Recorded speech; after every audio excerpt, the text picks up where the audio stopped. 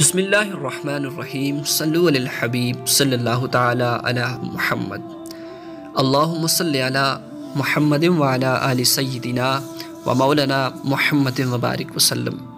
پیارے ساتھیو، آج میں آپ کو بتاؤں گا کہ آج سے 1400 سال پہلے پیارے آقا صلی اللہ تعالی علیہ وسلم نے فرمایا کہ رات کو کھانے پینے کے برتنوں کو ڈھانپا کرے۔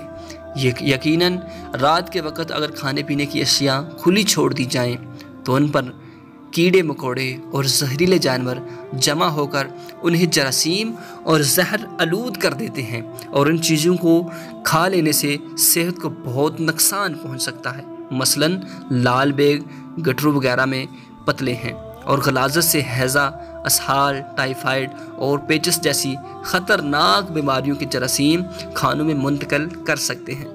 لہٰذا رات کو کھانے پینے کی کوئی بھی چیز بغیر اچھی طرح ڈھکے ہوئے نہ چھوڑی جائے۔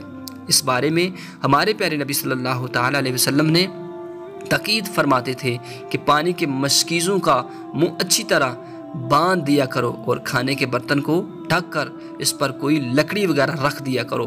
ہمیں اس سنت پر عمل کر کے اپنے اور خاندان کو ضرور زر سے بچانا چاہیے۔ پیارے ساتھیوں، جو عمل آپ کے ہوش گزار کیا، اس پر ضرور عمل کیجئے۔ اللہ ہم سب کی پریشانی کو دور کرے، آمین۔